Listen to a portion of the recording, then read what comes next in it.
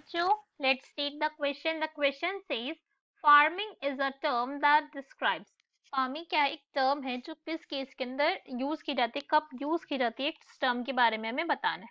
So now let's start the question. सबसे पहले हम क्वेश्चन को सॉल्व करने का की कॉन्सेप्ट देखेंगे. की कॉन्सेप्ट. तो क्वेश्चन को सॉल्व करने का की कॉन्सेप्ट क्या हमारा? सिंपल सा कि भाई फार्मिंग के बारे में हमें पता होना चाहिए. अगर हमें इसके बारे में नॉलेज है तो हम क्वेश्चन को आंसर कर देंगे. बिकॉज देखा जाए तो क्वेश्चन क्या, बिल्कुल डायरेक्ट स्टेटमेंट बेस्ड क्वेश्चन ही है ये.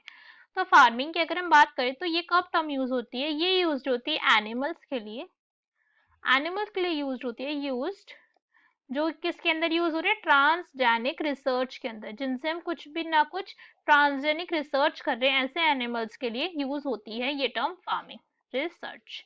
अब अगर हम ऐसे एनिमल्स की बात करें जो ट्रांसजेनिक रिसर्च के अंदर यूज हो रही है, इनका बहुत कॉमन एग्जांपल है. फॉर एग्जांपल माइस यूज होते हैं इनके अंदर. माइस यूज होते हैं. अब माइस यहाँ पे डिफरेंट टाइप के बन रहे हैं. नॉकआउट माउस बनता है, नॉक इन माइस बनता है. एग्जाम्पल्स हैं ये सारे.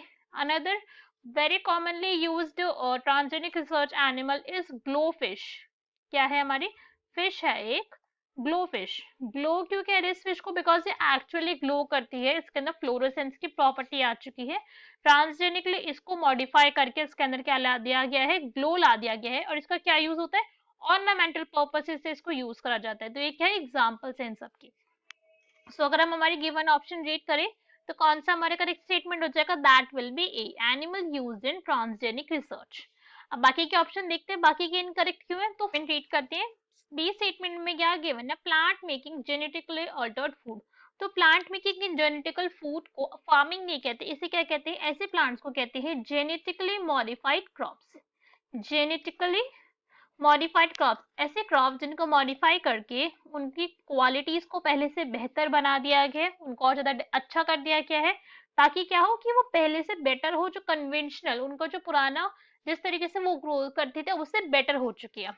नेक्स्ट रीड करते.